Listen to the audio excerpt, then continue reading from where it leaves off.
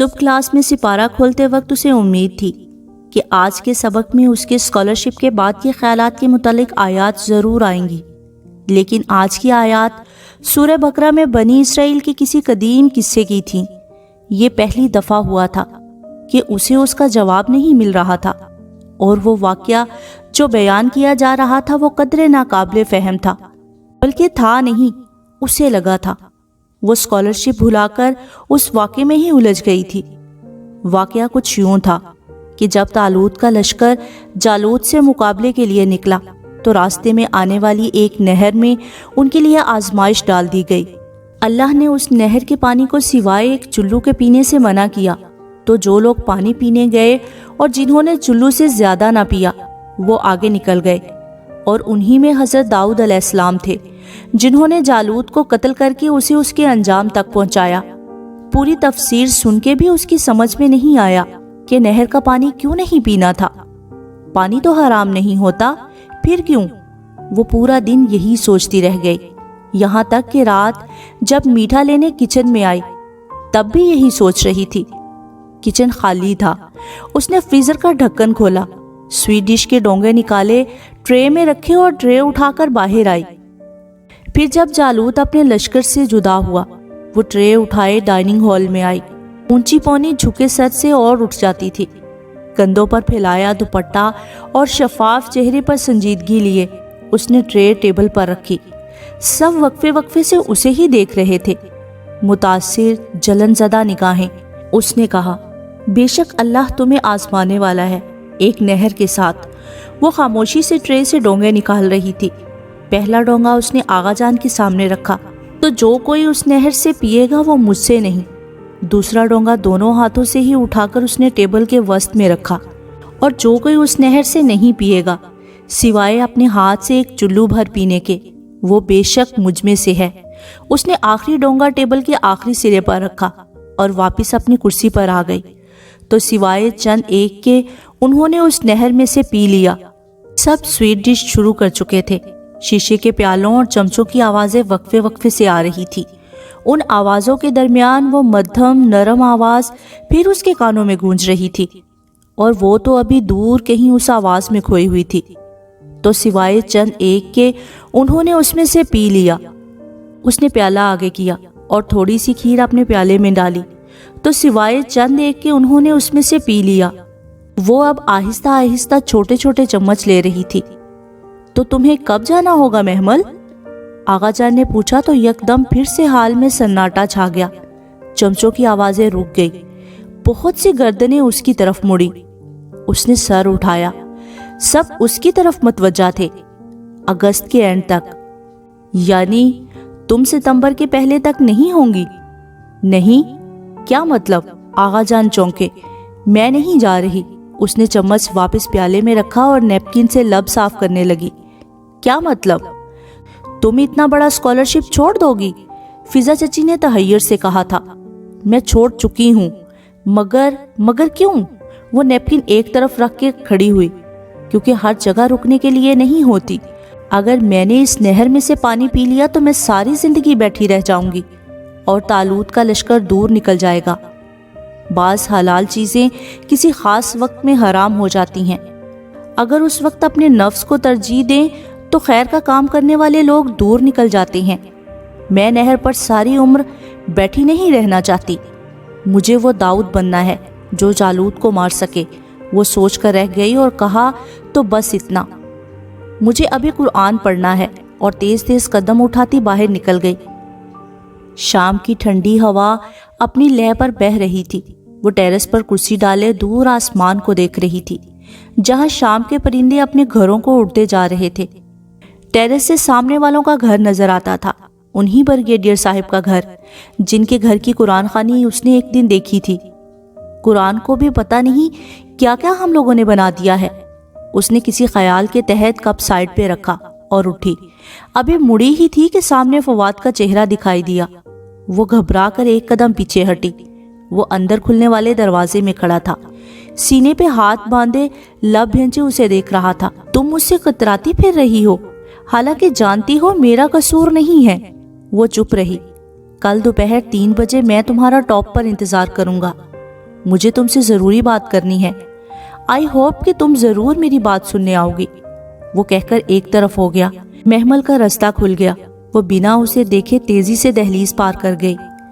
ایک قسم تھی جو اس نے کھا لی تھی، وہ اسے توڑ نہیں سکتی تھی، اور اس لمحے سیڑھیاں اترتے اسے محسوس ہوا کہ شاید وہ اس قسم کے بوجھ سے اب نجات چاہتی ہے. اب اسے وہ قسم نبھائی نہیں جا رہی. بس اگر ایک دفعہ وہ فواد سے باہر مل لے تو کیا ہو جائے گا؟ بس ایک دفعہ، کل دوپہر 3 بجے. نہیں، میں قسم نہیں توڑوں گی. اس نے گھبرا کر سر جھٹکا. اس کے اندر کی سوچیں اسے وحشت زدہ کرنے لگی تھی. پھر اسے یاد آیا وہ ٹیرس سے بھلا کیوں نیچے آنے لگی تھی. اور ہاں، وہ قرآن خوانی والا گھر. وہ کچھ سوچ کے گھر سے باہر آئی. ساتھ والا بنگلہ بیلوں سے ڈھکا خوبصورت بنگلہ تھا. اس نے گیٹ کے ساتھ نصب بیل پر ہاتھ رکھا. دوپٹہ شال کی طرح کندھے کے گرد لپیٹے، اونچی کسی ہوئی پونی ٹیل ادھر ادھر جھلاتی، وہ ارد گرد کا جائزہ لے رہی تھی. قدموں کی چاپ سنائی دی اور پھر گیٹ کھلا. اسی ملازم کی شکل نظر آئی. جی، بریگیڈیئر صاحب گھر پر ہیں؟ نہیں. آپ کون؟ میں محمل ابراہیم ہوں. ساتھ والے گھر میں رہتی ہوں، آغا ہاؤس میں. یہ کچھ پمفلیٹس ہیں، بریگیڈیئر صاحب کو دے دینا، وہ پڑھ کر مجھے واپس کر دیں. میں ان سے واپس لینے ضرور آؤں گی. یہ ذمہ داری میں تمہیں دے رہی ہوں، اور ذمہ داری امانت ہوتی ہے. اگر امانت میں خیانت کی تو پل صراط پار نہیں کر پاؤ گے، سمجھے؟ چند پمفلیٹس اور کارڈ اسے تھما کر اس نے تنبیہ کی تو ملازم نے گھبرا کر اچھا جی کہہ کر سر اندر کر لیا. وہ شام، وہ رات اور اگلی صبح بہت کٹھن تھی. وہ لمحے بھر کو بھی نہ سو سکی. ساری رات بستر پر کروٹیں بدلتے گزری. مستقبل بہت سے اندیشوں میں لپٹا ہوا نظر آ رہا تھا. وہ کیا کرے؟ کس سے مشورہ کرے؟ کس سے پوچھے؟ اور جواب تو اسے سوچنے کی ضرورت ہی نہ تھی. جب صبح کے قریب اس نے قسم توڑنے کا سوچا تو بستر سے نکلی اور معاملہ اللہ پر چھوڑنے کا فیصلہ کیا. کل ان کی کلاس میں سورہ بقرہ ختم ہوئی تھی اور آج آل عمران شروع ہونا تھی. غالباً پہلی 11 آیات پڑھنی تھی. اسے پکا یقین تھا کہ کوئی حل آج سبق میں موجود ہوگا، سو اس نے آج کی آیات کھولی. پھر ان تمام آیات کو اس نے 2 دفعہ پڑھا. دل میں عجیب سی بے چینی پیدا ہوئی. وہاں کوئی ذکر نہ تھا، نہ قسم کا، نہ قسم توڑنے کے کفارے کا. کفارہ؟ وہ چونکی. تو کیا میں قسم توڑنا چاہتی ہوں؟ ہاں، دل نے واضح جواب دیا. تو اس نے خود سے نگاہیں چرا کر مصحف بند کر دیا اور اوپر رکھ دیا. فرشتے ایک فائل پر سرسری نگاہ ڈالتے کوریڈور سے گزر رہی تھی جب وہ پھولی سانس کے ساتھ تقریباً دوڑتی ہوئی اس کے سامنے آئی. فرشتے، مجھے آپ سے کچھ پوچھنا ہے. فائل کے صفحے کا کنارہ فرشتے کی انگلیوں میں تھا. اس نے سر اٹھایا. السلام علیکم، کیا بات ہے؟ وعلیکم السلام. وہ پھولی سانسوں کے درمیان تیز تیز بول رہی تھی. وہ ایک فتویٰ لینا ہے. میں مفتی نہیں ہوں، مگر بس ایک فقہی مسئلہ ہے.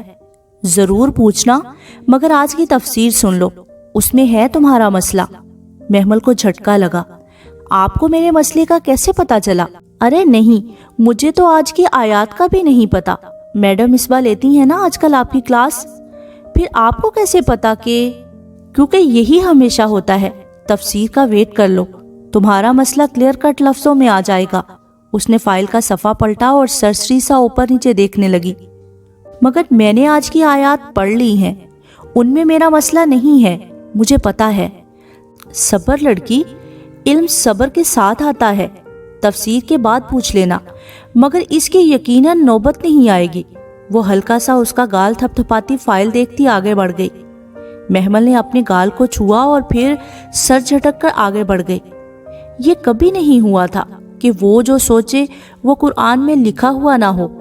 لوگ اس کی بات نہیں سنتے تھے تو توجہ نہیں کرتے، اگر توجہ نہ بھی کرتے تو سمجھتے نہیں تھے. اور ایک قرآن تھا، اسے کہنا بھی نہیں پڑتا، اور وہ دل کی بات دھیان سے سنتا، توجہ کرتا، سمجھتا اور پھر دانائی اور حکمت کے ساتھ اسے سمجھاتا تھا، اور جیسا کوئی نہ سمجھاتا تھا.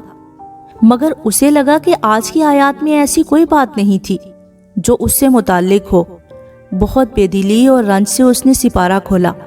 وہ سفید چادر پر 2 زانوں ہو کر بیٹھی تھی. سامنے ڈیسک پر سپارہ کھلا پڑا تھا. ایک طرف رجسٹر تھا جس کی طرف چھکی وہ تیزی سے لکھ رہی تھی۔ محکمات وہ آیات تھیں جن کا مطلب ہم سمجھ سکتے ہیں، مثلاً احکامات، اس دنیا کی باتیں، دنیا کے کسی باغ کی مثال۔ تاریخی واقعات اور متشابہات وہ آیات تھیں جو ہم تصور کر سکتے ہیں، ان پر ایمان بالغیب لانا ضروری ہے، مثلاً جنت، دوزخ، اللہ کا ہاتھ، فرشتوں کی حیت۔ مشابہات کے پیچھے نہیں پڑنا چاہیے، اور جو پڑھے اس سے دور رہنا چاہیے۔ میڈم مصباح یہی سمجھا رہی تھی، سست روی سے تمام پوائنٹ رجسٹر پر لکھ رہی تھی۔ متشابہات پر ایمان بالغیب ایسا ہونا چاہیے جیسے میڈم کی آواز ہال میں گونج رہی تھی، جیسے اگلی آیات میں ذکر ہے، راسخون فی العلم، ان پر ایمان لاتے ہیں۔ اب یہ راسخون فی العلم کون ہوتے ہیں؟ ایک ہوتا ہے طالب علم، ایک صاحب علم، اور اس سے بڑا درجہ راسخ علم والوں کا ہوتا ہے۔ یہ کون لوگ ہوتے ہیں؟ ان کے بارے میں نبی صلی اللہ علیہ وآلہ وسلم سے پوچھا گیا کہ راسخون فی العلم کون ہوتے ہیں، تو آپ صلی اللہ علیہ وآلہ وسلم نے فرمایا، وہ جو قسم پوری کرتے ہیں۔ محمل کے ہاتھ سے پین گر پڑا، سیاہی کے چند چھینٹے چادر کو بھگو گئے۔ میڈم آگے بھی کہہ رہی تھی، جن کے دل مستقیم ہوں، مگر وہ یک ٹک پھٹی پھٹی آنکھوں سے سپارے پر لکھے راسخون فی العلم کے الفاظ کو دیکھے جا رہی تھی۔ ایک ہی تکرار بار بار اس کے کانوں میں گونجے جا رہی تھی، وہ جو قسم پوری کرتے ہیں۔ وہ بس سکتہ کی کیفیت میں سپارے کو دیکھے جا رہی تھی۔ راسخون فی العلم، سپارے کے الفاظ دھندلا گئے، اس کی آنکھوں سے ٹپ ٹپ آنسو گرنے لگے۔ صدیوں پہلے عرب کے صحراؤں میں کچھ لوگوں نے رسول صلی اللہ علیہ وآلہ وسلم سے پوچھا تھا کہ پختہ علم والے کون ہوتے ہیں، اور تب انہوں نے بتایا تھا کہ وہ جو قسم پوری کرتے ہیں۔ اسے لگا صدیوں پہلے کہی گئی بات کسی اور کے لیے نہیں، صرف اسی کے لیے تھی۔ وہ انگلیوں کی پوروں سے ان تین الفاظ کو بار بار چھو رہی تھی، انہیں محسوس کر رہی تھی۔ آنسو اس کی گالوں سے لڑک کر گردن پر پھسل رہے تھے۔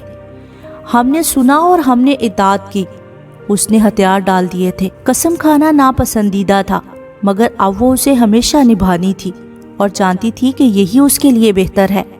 اس روز 3 بجے سے پہلے ہی گھر آ گئی تھی۔ وہ صبح بہت زرد سی طلوع ہوئی تھی، آئینے کے سامنے کھڑی خود کو دیکھ رہی تھی۔ آج اس نے اونچی پونی کی بجائے سادہ سی چوٹی بنائی تھی، شفاف سے چہرے پر ذرا سی پسمردگی چھائی تھی۔ وہ چند لمحے خود کو دیکھتی رہی، پھر سیاہ چادر سر پر رکھی، اور اسے گواہی دینی تھی، فواد کے خلاف یا اپنے خلاف۔ لاؤنج میں تینوں چچا انتظار کر رہے تھے۔ کلف لگے سفید شلوار قمیض میں آغا جان کمر پر ہاتھ باندھے ادھر ادھر بے چینی سے ٹہل رہے تھے۔ اسے راہداری سے آتے دیکھا تو رک گئے۔ چلیں؟ وہ سپاٹ چہرہ لیے ان کو دیکھے بغیر دروازے کی طرف بڑھی اور اسے کھول کر باہر نکلی۔ وہ سب اکٹھے باہر نکلے۔ گیٹ کھلا، یکے بعد دیگرے دونوں گاڑیاں پورچ سے باہر سڑک پر رواں دواں تھی۔ اس اونچے گھر کی بہت سی کھڑکیوں سے بہت سی عورتیں انہیں جاتا دیکھ رہی تھی۔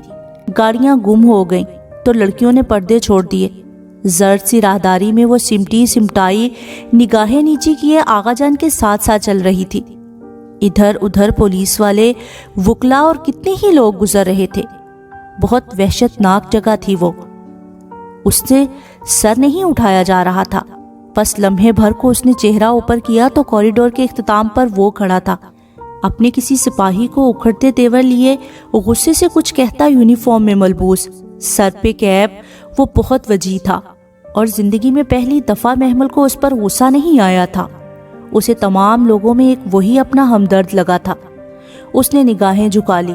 کوریڈور کے موڑ کے قریب ہی تھی جب ہمایوں کی نگاہیں اس پر پڑی اور وہ ٹھہر گیا۔ آغا کریم کے بائیں کندھے کے پیچھے چھپی ہوئی گردن جھکائے آئی۔ سیاہ چادر میں لپٹی لڑکی، اس کے چہرے پر زمانوں کی تھکن رقم تھی۔ اس نے سر نہیں اٹھایا، وہ اسے دیکھتا رہا، یہاں تک کہ وہ اس کے قریب سے سر جھکائے گزر گئی۔ ہاں، آغا کریم نے ایک متنفر نگاہ اس پر ضرور ڈالی تھی۔ وہ اب گردن موڑ کر اسے دیکھنے لگا۔ شاید وہ اس کی آنکھوں میں دیکھنا چاہتا تھا، انہیں پڑھنا چاہتا تھا۔ کوریڈور کے درمیان میں اچانک اس سیاہ چادر والی لڑکی نے گردن پیچھے موڑی۔ دونوں کی نگاہیں لمحے بھر کو ملی۔ محمل کی آنکھوں میں زمانے بھر کی تھکن اور دکھ تھا، پھر اس نے چہرہ موڑ لیا اور اسی طرح سر جھکائے اپنے چچاؤں کے نرقے میں آگے چلی گئی۔ کمرہ عدالت میں وہ کتار کے بائیں نشست پر سب سے آخر میں بیٹھی تھی۔ آغا جان اس کی دائیں طرف تھے، اس کے بائیں طرف کچھ نہ تھا، کتار خالی تھی۔ وہ سر جھکائے ساری کاروائی سنتی رہی، اس سے نظر تک نہ اٹھائی جاتی تھی، یوں جیسے ہر کوئی اسے ہی دیکھ رہا ہو۔ اور پھر ایک ساتھ کو اس نے جیسے ہی سر اٹھایا، وہ دوسرے سٹینڈ میں بیٹھا گردن تچھی کیے اسے ہی دیکھ رہا تھا۔ وہ دونوں ایک دوسرے کو دیکھتے رہے۔ ہمایوں کی نگاہوں میں سوال تھے، چھپتے ہوئے، پریشان کن سوال۔ اس سے زیادہ دیر دیکھا نہیں گیا، وہ گردن موڑ کر آغا جان کو دیکھنے لگی، جو لب بھینچے وکلا کے دلائل سن رہے تھے۔ نگاہوں کے ارتکاز پر چونک کر محمل کو دیکھا۔ کیا؟ وہ جس طرح انہیں دیکھ رہی تھی وہ ذرا سے الجھے۔ جائیداد میں میرا حصہ مجھے مل جائے گا؟ اس نے سرگوشی کی، نگاہیں ان پر سے ہٹائے بغیر۔ ہاں کیوں نہیں؟ یہی اگر میں پوچھتی کہ کیوں نہیں تو کیا مطلب؟ میں ابھی جا کر ہمایوں داؤد کے خلاف بیان دوں تو کیا گارنٹی ہے کہ آپ مکر نہیں جائیں گے؟ تمہیں مجھ پر شک ہے؟ اگر ہے تو؟ آغا جان کے ماتھے پر غصے کی لکیر ابھری جسے وہ ضبط کر گئے۔ تم اب کیا چاہتی ہو؟ یہ اس نے کالی چادر میں سے بیگ نکالا، زپ کھولی اور ایک کاغذ اور پین نکال کر ان کی طرف بڑھائے۔ میرے صرف فیکٹری میں شیئر کی قیمت 9 کروڑ کے لگ بھگ ہے، باقی کا حساب میں ابھی نہیں مانگ رہی۔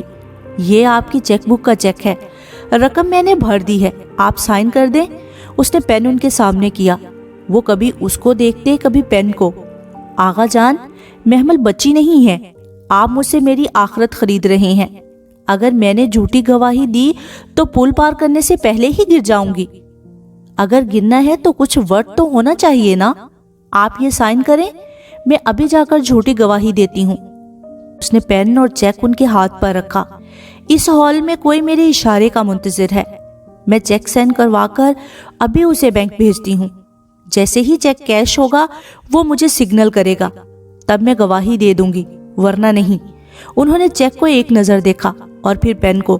دوسری طرف محمل کا نام پکارا گیا۔ وہ انہیں متنبع نگاہوں سے دیکھتی اٹھی اور سر اٹھائے پورے اعتماد سے کٹہرے کی طرف بڑھی۔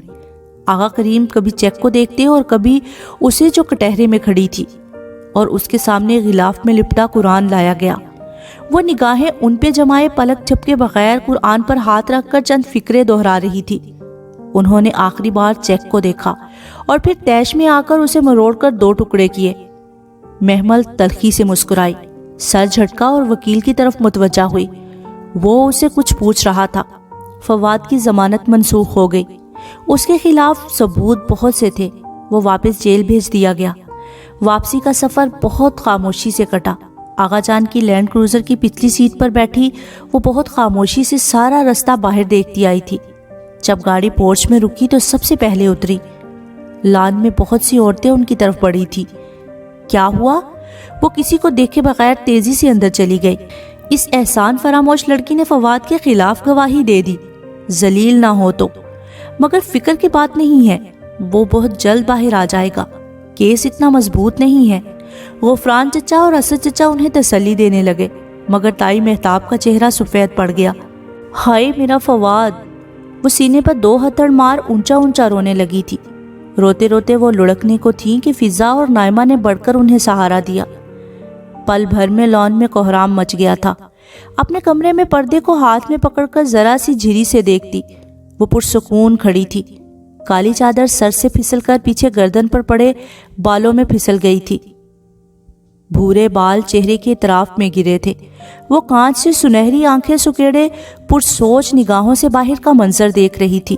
وہ ستون سے ٹیک لگائے ننگے پاؤں گھاس پر رکھے بیٹھی تھی۔ جوتے ساتھ اترے پڑے تھے۔ سفید شلوار قمیض اور سر پر پنک اسکارف کس کر باندھے وہ گردن جھکائے دونوں ہاتھوں میں قرآن لیے پڑھ رہی تھی۔ اسے سورہ کہف پڑھنی تھی، آج جمعہ تھا۔ السلام علیکم۔ سارا آہستہ سے آئی اور اس کے ساتھ پاؤں لٹکا کر سیڑھی پر بیٹھی۔ اس نے صفحے کا کنارہ پکڑے سر کے اسباز سے جواب دیا اور صفحہ پلٹا۔ ربیہ اپنی گود میں رکھی اسائنمنٹ کمپلیٹ حل کرنے لگی۔ گیٹ کے قریب فرشتے کھڑی ایک لڑکی سے بات کر رہی تھی۔ وہ لڑکی من مناتے ہوئے کچھ کہہ رہی تھی، مگر فرشتے نفی میں سر ہلا رہی تھی۔ اس کا ازلی پر اعتماد، مضبوط اور دو ٹوک مگر نرم انداز۔ کیا کر رہی ہو سارا؟ فرشتے باجی کی اسائنمنٹ کر رہی ہوں۔ فرشتے باجی نے دی ہے؟ الجھ کر سر اٹھایا۔ یہ دین اور مذہب میں کیا فرق ہوتا ہے؟ دین ریلیجن کو کہتے ہیں، جیسے اسلام، اور مذہب کسی بھی دین کے کسی اسکول آف تھاٹ کو کہتے ہیں۔ مسلک کسی دین مذہب کے اندر کسی طریقے کا نام ہوتا ہے، مثلاً فقہی مسالک جیسے شافعی، حنفی وغیرہ۔ آئی سمجھ؟ تمہارا فہم اچھا ہے محمل، فرشتے نے سمجھایا تھا اس دن۔ اس نے ذرا سی گردن موڑی۔ فرشتے اسی طرح سے بات کر رہی تھی۔ سارا بھی اس کی نگاہوں کے تعاقب میں اسے دیکھنے لگی۔ فرشتے کی آئیز مجھے بہت پسند ہے، محمل کے لبوں سے پھسلا۔ ہاں بہت مشابہت ہے، آئی نو۔ وہ بری طرح چونکی۔ مشابہت؟ وہ ایک دم بہت پرجوش ہو کر اس کی طرف مڑی۔ مشابہت ہے نا سارا؟ مجھے ہمیشہ فرشتے کی آنکھیں دیکھ کر لگا ہے کہ یہ کسی سے ملتی ہیں۔ تو تمہیں نہیں پتا؟ سارا حیران ہوئی۔ کیا ان کے کزن سے؟ کزن کون؟ چھوڑو، تم بتاؤ کس سے ملتی ہیں؟ سارا کچھ دیر حیرت سے اسے دیکھتی رہی، پھر ہنس پڑی۔ تم سے ملتی ہیں محمل؟ بالکل تمہارے جیسی ہیں۔ کیا تم آئینہ نہیں دیکھتی؟ مجھ سے؟ محمل ساکت رہ گئی۔ اپنا چہرہ ہر وقت نگاہوں کے سامنے نہیں رہتا، شاید اس لیے وہ اتنے عرصے میں اندازہ نہ کر سکی۔ اس لڑکی کی کسی بات پر فرشتے ذرا سا مسکرائی۔ اس کی آنکھیں مسکراتے ہوئے کناروں سے ذرا چھوٹی ہو جاتی، بالکل اس کی اپنی طرح، ہو بہو۔ وہ پلک جھپکے بنا اسے دیکھے گئی۔ وہ بیڈ گراؤنڈ سے ٹیک لگائے گھٹنوں پر کتاب رکھے سوچ میں گم تھی۔ بھورے بال کھلے شانوں پر گرے تھے۔ مسرت اندر داخل ہوئیں تو وہ اسی طرح خلا میں گھور رہی تھی۔ آہٹ پر چونکی۔ اماں بات سنیں؟ ہاں بولو۔ مسرت الماری کھول کر کچھ تلاش کر رہی تھی۔ آپ ماموں لوگوں سے پھر کبھی نہیں ملی؟ نہیں۔ ان کے ہاتھ لمحے بھر کو رکے، پھر دوبارہ کپڑے الٹ پلٹ کرنے لگے۔ ماموں کی ایک بیٹی ہے نا؟ ہاں شاید۔ اس کا کیا نام ہے؟ پتہ نہیں، وہ میری شادی کے بعد ہوئی تھی۔ وہ مطلوبہ کپڑا نکال کر کھلے دروازے سے باہر چلی گئیں، اور یہ تو وہ بھی جانتی تھی کہ اماں شادی کے بعد ماموں سے کبھی نہیں ملی تھی، اور نہ ہی وہ خود ملی تھی۔ اس نے تو ان کو دیکھا تک نہیں تھا۔ اماں اور ابا کی پسند کی شادی تھی، اور اماں کے خاندان والوں نے پھر کبھی کوئی رابطہ نہ رکھا تھا۔ آج فرشتے کی آنکھیں دیکھ کر اسے یوں نہیں کچھ لگا تھا کہ شاید، مگر خیر، ہم نے فیصلہ کر دیا ہے۔ باہر تائی کے زور سے بولنے کی آواز پہ یک دم اس کا دل دھڑکا۔ وہ کتاب بند کیے لحاف اتار کر تیزی سے ننگے پاؤں باہر آئی۔ اس نے دروازہ کھول کر دیکھا۔ آغا جان اور تائی مہتاب بڑے صوفے پر رونت بھرے انداز میں بیٹھے تھے، اور مسرت ان کے سامنے جیسے بے بس سی کھڑی تھی۔ دروازہ کھلنے کی آواز پہ مسرت نے اسے دیکھا۔ بے بسی آنکھوں میں آنسو۔ اپنی بیٹی کو بھی بتا دینا۔ تائی نے ایک تنافر بھری نگاہ اس پہ ڈالی۔ ہم اس کو بہو بنا رہے ہیں، ہمارا احسان ساری زندگی بھی تم دونوں چاہو تو اتار نہیں سکتی۔ وہ جہاں تھی وہیں کھڑی رہ گئی۔ تو کیا فواد واقعی جیل سے باہر آ جائے گا؟ مگر بھابھی، مسرت کی آنسوؤں میں ڈوبی آواز آئی۔ محمل کبھی نہیں مانے گی وسیم کے لیے۔ وسیم؟ وہ جھٹکے سے 2 قدم پیچھے ہٹی۔ اور چند دنوں پرانی ہی تو بات ہے جب فریدہ پھپھو نے گھر آ کر خوب مزے لے کر وسیم کی آنکھوں دیکھے قصے سنائے تھے۔ فریدہ پھپھو محمل کے ابا کی کزن تھی، اور ہر خبر پورے خاندان میں سب سے پہلے ان کے پاس پہنچتی تھی۔ گھر میں تو چلو تائی نے انہیں چپ کرا دیا تھا، مگر ہفتے بعد ایک شادی کی تقریب میں انہوں نے وہی قصے پھر سے چھیڑ دیے۔ ابھی فواد کی گرفتاری کے چرچے پرانے نہیں ہوئے تھے کہ خاندان والوں کے ہاتھ ایک اور شوشہ لگ گیا۔ پوری تقریب گویا اکھاڑا بن گئی۔ تائی مہتاب ان عورتوں کو جتنا لان تان کر سکتی تھی کیا، مگر وہ اکیلی تھی، اور مقابل پورا جتھا تھا۔ معنی خیز نگاہیں اور تنزیہ انداز۔ برا نہ ماننا مہتاب بھابھی، مگر وسیم کو میرے سمی نے ہی نشے کی حالت میں رات کو 2 بجے سڑک سے اٹھا کر تمہارے گھر پہنچایا تھا۔ ہاں تو سمی خود اس وقت وہاں کیا کر رہا تھا؟ تائی ہاتھ نچاتے ہوئے غصے سے بے قابو ہو کر بولی تھی۔ وسیم کی بات بچپن سے آغا جان کے جسد آغا سکندر کی بیٹی سے طے تھی۔ کچھ عرصہ سے آغا سکندر کی فیملی کھنچی کھنچی سی رہنے لگی تھی، اور جب یہ باتیں سامنے آئیں تو انہوں نے فون پر ہی دو ٹوک رشتہ ختم کر دیا۔